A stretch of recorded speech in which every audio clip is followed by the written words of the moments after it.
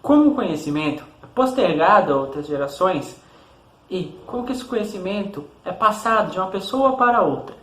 Essas são duas questões sobre as quais nós refletiremos hoje na nossa websérie Caminhando com Tim Ingold. Os demais episódios dessa websérie estarão no card aqui em cima. Lembrando vocês que eles podem ser vistos em qualquer ordem. Se você gosta desse tipo de reflexão, não perca tempo. Se inscreva no canal e ative o sininho. Eu sou o Leonardo Monteiro e este é o Sócio Prosa. No primeiro momento de sua reflexão, Ingold vai se filiar a Goethe e vai dizer que a cultura é justamente aquilo que separa, que preenche a lacuna entre as percepções construídas racionalmente sobre a vida e as vivências em si, as experiências que são vividas na vida cotidiana. Então essas construções racionais, elas serão preenchidas nessa lacuna, o que separa esses dois e o que liga esses dois ao mesmo tempo será a esfera da cultura. A partir disso, Ingold vai criticar muito a ideia de que o conhecimento ele é transmitido, como torres de transmissão. A gente pode imaginar torres de transmissão como aquelas várias torres, como vários pontos nos quais as informações vão de um ponto a outro. O Ingold vai dizer que isso é equivocado. Ele vai defender justamente a ideia da peregrinação. Ele vai comparar essa ideia de transmissão com a ideia de transporte, no qual nós já falamos num vídeo, que está aqui no card aqui em cima. Mas a questão da peregrinação é justamente o contrário, não o contrário, mas ele é diferente, no sentido de que não são informações que são passadas de um ponto a outro, mas são linhas que se constroem, O que isso significa para o que a gente está querendo dizer?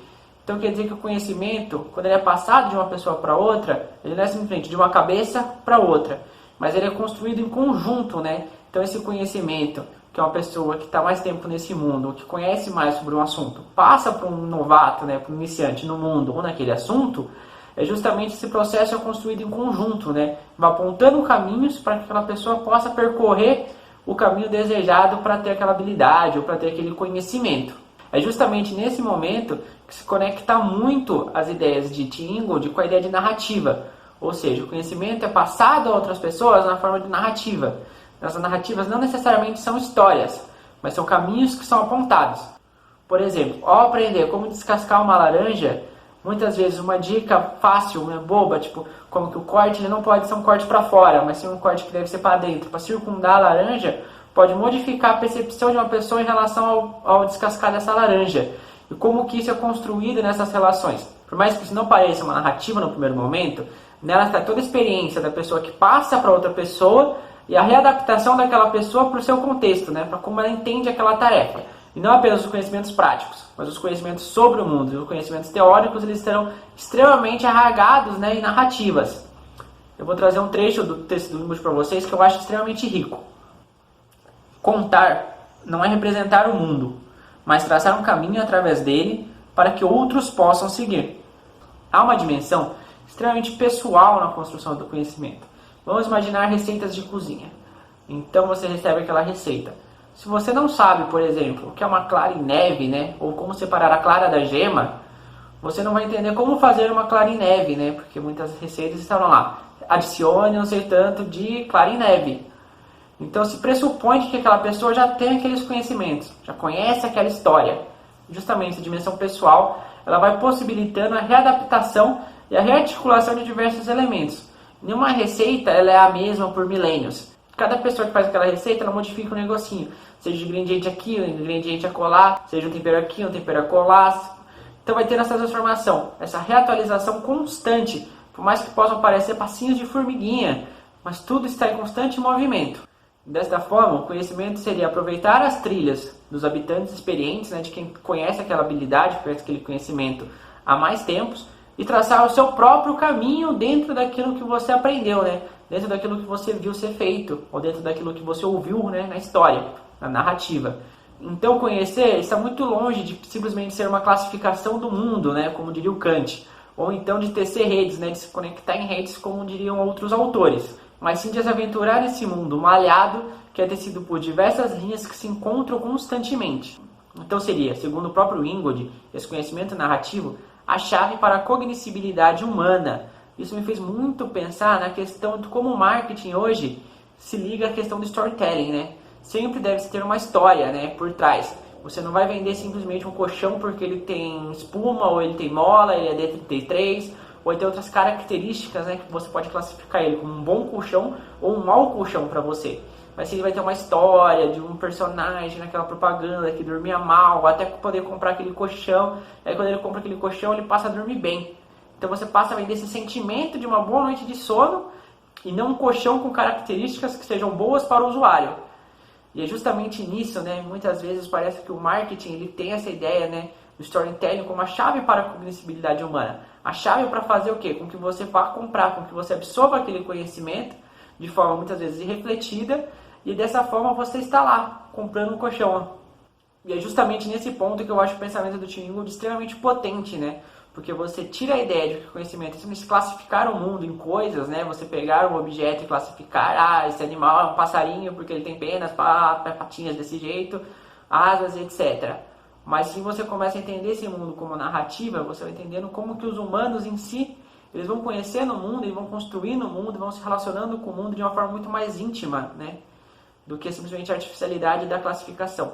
Não que a classificação não ordene o mundo em certas medidas, mas sim que nós devemos pensar para além dela, né? Compreender além disso tudo. Tim Ingold vai realizar uma comparação entre a forma como os Kuyukon nomeiam os animais, como nós nomeamos os animais e as coisas em si, para a gente ter essa comparação entre duas formas de perceber o mundo e de tratar o mundo de formas diferentes, uma classificatória e uma mais narrativa.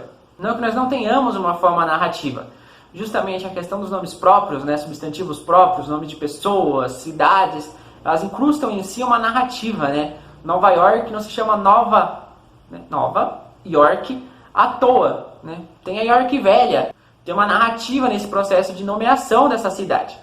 Assim como as pessoas têm uma narrativa de nomeação de si próprias, né? O sobrenome carrega uma história, o nome em si carrega uma história. Enquanto que pra gente, os substantivos comuns, eles trazem a ideia taxonômica do mundo, né? Ou a ideia classificatória. Então nós classificamos como cachorro todos os bichos que têm 4 patas, tem da questão daquele jeito. Por mais que tenha diversas espécies de cachorro diferentes, né? Raças, né? No caso, a gente classifica os cachorros a partir de uma ideia taxonômica, né? Então aquilo é um cachorro, porque ele tem 4 patas, ele tem um focinho, ele tem a orelha assim. Então tem toda uma ideia, né? Ou os gatos, né? Qual que é a diferença entre o gato e o leão? A gente classifica. Então, tipo, não tem uma história, né? A gente pega aquele objeto e classifica ele a partir das suas características externas, não da sua história de vida ou da sua história de interações. Então, o Ingold vai dizer que nós empalhamos os animais ao classificar eles. Os Kuyukon, por sua vez, também negam a singularidade dos animais. Eles não vão contar a história de cada animal, né? Os animais também vão ser agrupados em grupos. Mas a questão é que os Kuyukon vão agrupar eles a partir do movimento. E serão 3 jeitos que os Kuyukon terão de nomear esses animais. Então o primeiro deles vão ser nomes descritivos. Eles não vão chamar simplesmente as aves, né? Porque elas têm asas como classificação. Mas sim serão animais que puleram. Ou seja, o que determina, né, ser uma ave ou não é o seu movimento e não as suas características. Então justamente essa tensão que o Tim Ingold está trazendo entre o movimento, né, você percebeu o mundo a partir do movimento, e você percebeu o mundo a partir de fotos, né, a partir do mundo parado, estático, né, que você precisa parar de secar aquele animal para poder o classificar. Enquanto que os Kuyukon vão trazer o movimento, né, vão trazer o animal no seu movimento, o animal que empolera, o animal que voa, o animal que deixa pegadinhas na neve.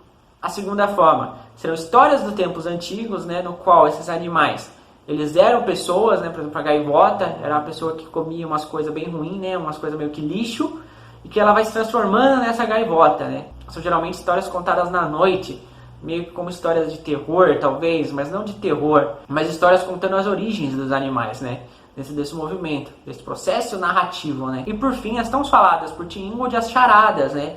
Então serão qual animal que deixa rastros na neve desse jeito, tal. Então a partir dessas charadas, que não tem a ver com as características dos animais, mas sim com os movimentos, que os Kuyukon também vão nomear eles. Vamos pensar na gente, quando nós temos que fazer mímicas para imitar um animal para que outra pessoa descubra, né, com aqueles programas bobo de TV. É muito mais fácil você compreender nessa narrativa sem palavras, que é esse movimento, esse gesto mímico de você imitar um animal. Quando você traz o movimento dele, né, quando você bate as asas igual uma galinha, por exemplo, do que quando você tenta descrever de forma mímica quais são as características desse objeto, né, desse animal, que classificam como tal animal. Pensem nisso. Então, o Tim Ingold vai trazer que no final são 3 formas que nós temos de lidar com os animais. Nós ou os antropomorfizamos, né, damos a eles características humanas, ou nós os classificamos, né, dividimos eles em pedaços e classificamos, né, ou então nós encaramos eles pelos seus movimentos, né. O Tim Ingold vai trazer isso do Deleuze e do Guattari. E é importante, né, eu acho que fica claro quando o Tim Ingold traz essas narrativas, que elas não são necessariamente excludentes, né. A gente pode lembrar do Weber, do tipo ideal, que essas classificações elas se misturam, né? Elas se brincam, né? É muito difícil você conseguir uma classificação dessa do tipo puro, né? Porque o social ele é um intricado, né? São linhas que atravessam linhas, assim. Eu acho que o Weber adoraria essa percepção.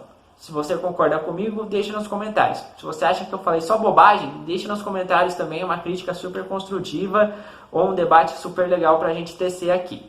Esse foi mais um vídeo do Caminhando com Tim Ingold. Eu espero que vocês tenham gostado. Se você gostou, deixe seu like. Se você não se inscreveu no canal ainda, se inscreva. Se você quiser compartilhar esse vídeo com alguém, tenho certeza que a pessoa vai adorar receber um vídeo seu. Eu sou o Leonardo Monteiro e até a próxima.